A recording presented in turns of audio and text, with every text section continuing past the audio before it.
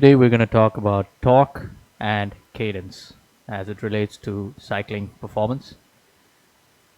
In the world of power and all discussions around revolving around power, one of the things that's kind of understated is the torque that corresponds to that power. Apparently, there's different ways to put power down. There's high cadence, there's medium cadence, there's low cadence. You can target the same power with different cadences.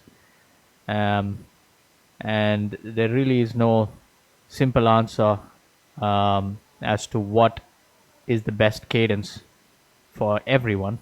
It really depends on your physiology, biomechanics, and pedaling style. There's a lot of studies done on this. But in a nutshell, it's a complex topic. But chances are you will figure out yourself what is your preferred cadence um, as you race and accumulate more and more training data.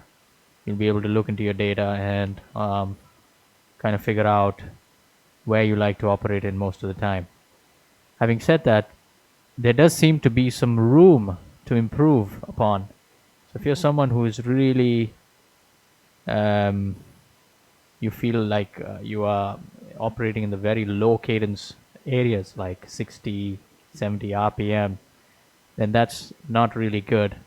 Um, and so there is some room for improvement to increase that.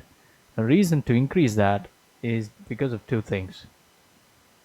One, we know that power and torque are related through an equation. Power is just simply torque times speed. So you can solve for torque um, with the appropriate conversion factors by taking the ratio of power and speed. So you can solve for torque. As you can see, for the same power, you can have different torques, which depends on the cadence. So what this means is that for lower cadences, your muscles have to put more torque, have to drive more torque. Torque is the rotational analog of the application of force in a rotational sense. Um, and so the more the torque, the more the input required from the muscles. So if you can increase speed or your cadence, there is room to decrease the torque for the same given power. What that means is, yes, you will incur some cardiovascular um, penalty for increasing the speed of moving limbs in 3D space, but you also get the big benefit of reducing the torque, and so your musculoskeletal input required is less to drive to put down that power. So it's a good thing.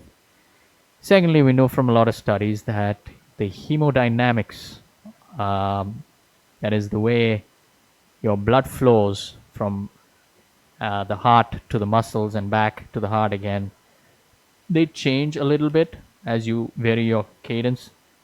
And there is evidence to suggest that the higher cadences increases the blood flow. In turn, it increases the metabolic input that you can provide to sustain a given performance, and that also means more oxygen. So if you get more oxygen, you can imagine a situation where, say, you are doing brief efforts above your FTP or your critical power, probably maybe sprint type efforts, 15-second, 20-second, 30-second efforts, and you want to try and regain or reconstitute creatine phosphate energy system quickly in order to get ready for the next effort. If you want to enhance that physiological behavior in the body, then probably what's going to help you more is having high cadence than low cadence, because high cadence just drives more oxygen into the working muscles. So those are the two reasons why a higher cadence is good, and probably through a lot of studies and literature and observing what people normally do in racing, people have narrowed down to somewhere between 85 and 90 cadence as an optimum range to work in. Anyway, that really differs for different people. So we can't really pin that down, but it is good to try and increase it. And if there is room to increase it, that's good. Um, if you can't do much to increase it, then and if you are someone who insists on working at low cadence, then you got to understand, okay, to drive this low cadence and this high torque, what's the torque that my muscles need to drive? And so that can be solved from this equation, but obviously you're not going to sit and solve this relation in a big training data file of several hundred minutes. So we need some tools to use to do that, to help us get that information. um, Strava is good, but Strava then only narrows things down to about four main variables: speed, power, heart rate, and cadence. In order to get torque from this, you can use other tools. For starters, there's Golden Cheetah, which I like. It's a standalone program, but it's a bit heavy in the learning curve. There's others. There's simpler purpose-built tools you can use for this. One I suggest, which is web-based, is um, a tool called Endura, which I use a lot. Here you can upload a .fit.tcx file or whatever your training data native file format is, and you can then segment it into different by different criteria. Here I've done it by kilometers, so there was about 28 kilometers in that race. I've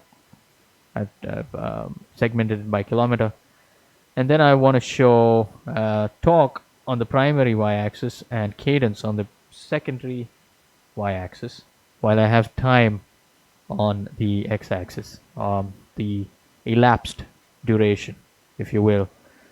So this helps me understand what is a torque very, very simply. It's nice to see that there's more or less an inverse relationship between torque and cadence, which is expected. As you can see, in these areas, there's a very direct, indirect relationship between those two, which is good. But I want to know what my torque is, and you can do that simply by hovering your mouse cursor into segments or areas in your data where you thought there was an event going on. Like, for example, on a climb where you were struggling to keep up with a lead group, or maybe an end sprint where you were gunning for position, trying to finish with a certain placing. You can hover your mouse and read off the value. But something that I like to do better is I like to go down to the activity tables, and I want to export the torque values. So you can do that by clicking on that parameter, and now it just spits out my average torque values as a function of kilometers, all the way to about, but there's about 29 laps of data that you get, and you can now read off very easily the average torque that you required. So you can see in the first couple of kilometers there was a pretty big requirement from my side. 33, 34 Newton meters here. On the second kilometer, 37 Newton meters here. So clearly I was going above and beyond my critical power to not lose the main group. But this also allows me to see what was the rotational force I needed to try and be there.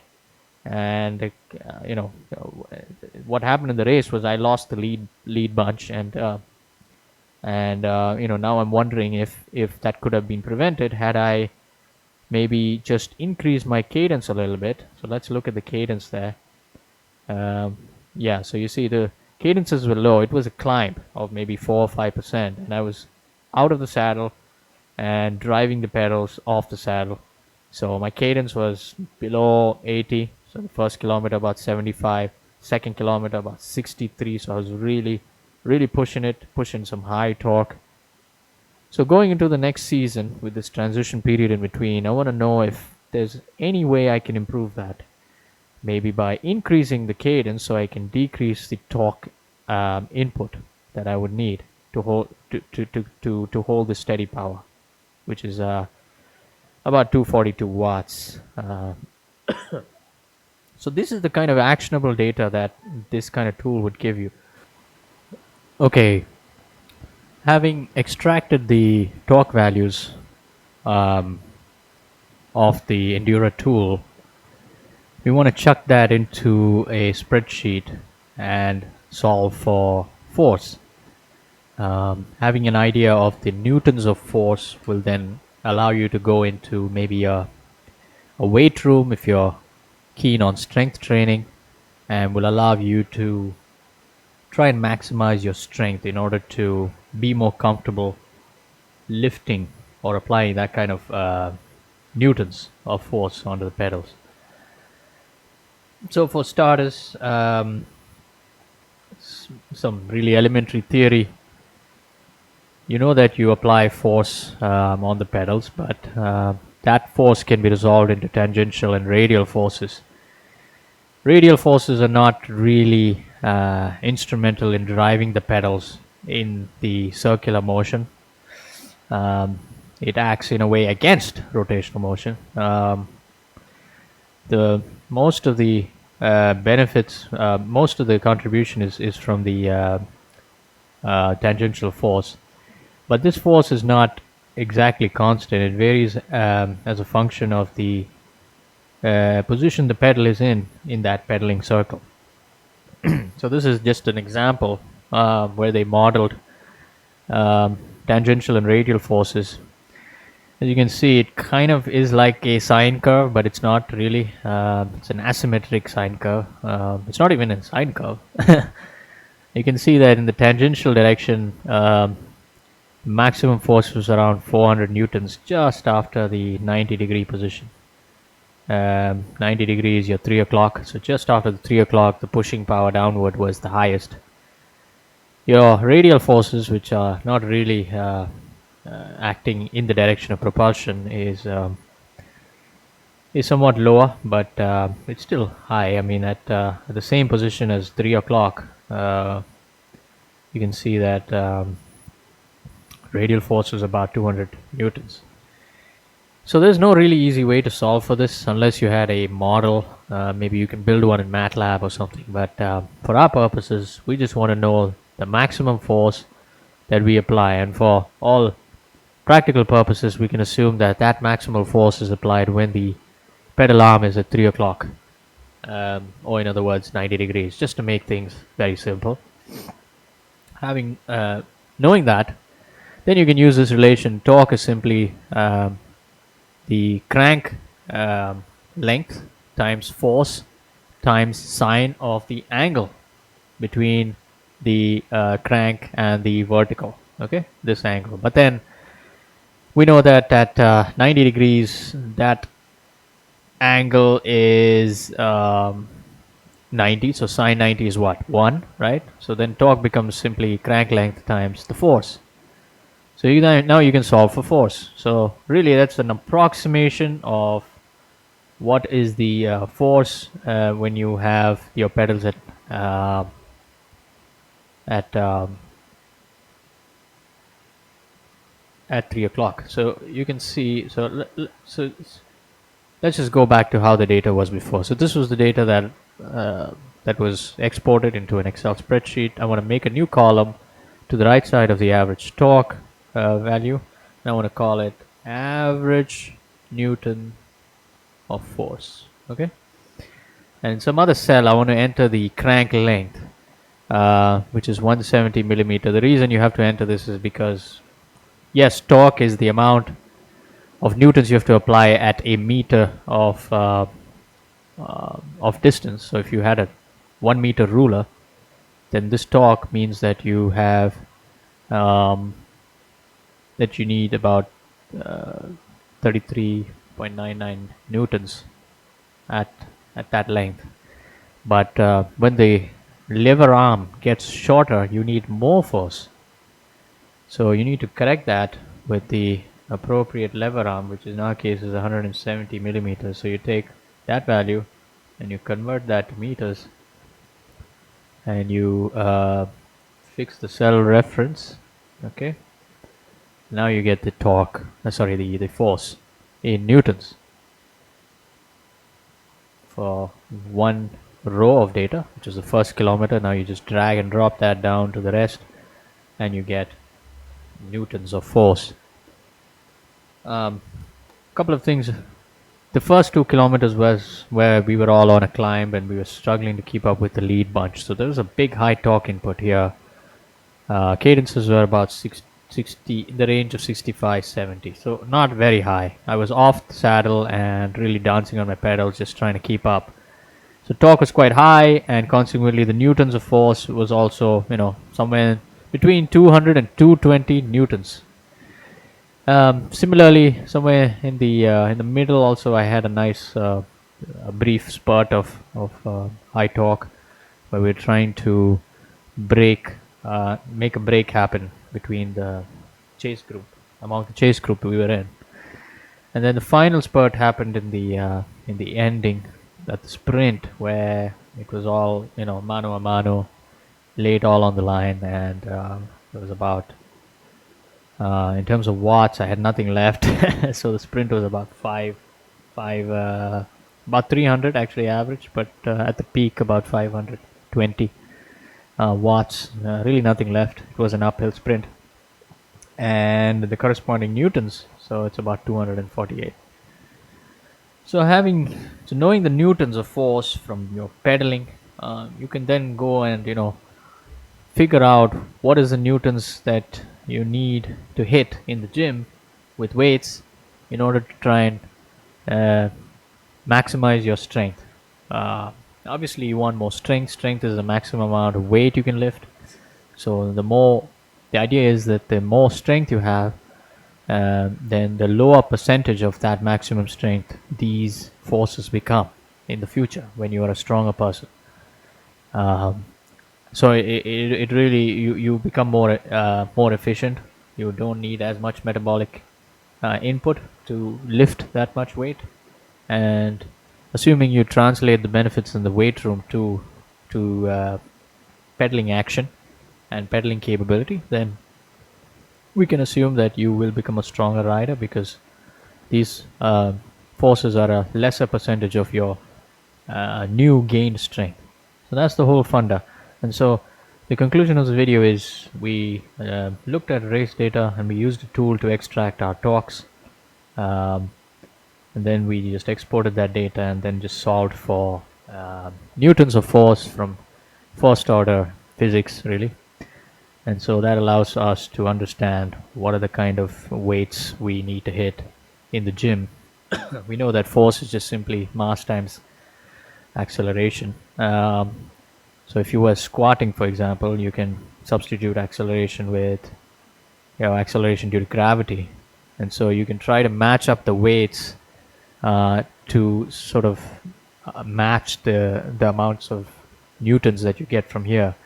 And to build up your strength, you need to go a little beyond that. But the nice thing about having the knowledge of what you really need to hit while cycling is that when you're in the weight room, you will have more actionable intelligence on how much you are capable of lifting. So for example, you won't go and squat with something that you are not able to lift, which can happen if you're simply unaware of what you're able to do and what you really need to do while cycling.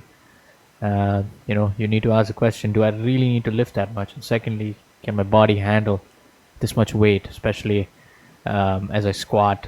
How's my spine and lower back, all that, going to react to this weight? So it's probably a safe way to do weight training, and with this data you can also understand if you're hitting if you're really being specific with your training in order to translate those gains back to cycling. So if you're not hitting these numbers at all in your gym, then you're simply wasting your time. Of course, in most cases, you will exceed this. If you're training, for example, for strength, then you would do maybe 3 to 5 reps of maybe 80% of your 1 rep max. So you got to know your 1 rep max, and then you got to calculate 85% of that. And but if you're doing something like endurance sets with weight training, maybe 20-25 reps, then you could try to match up these values here, some of these maximum values here, and try to target them as well. So it gives a new flavor to weight training in of itself. Yeah, it becomes really kind of specific in that way. Hopefully this was helpful, and if you have any questions, please leave them below the video. Thank you very much.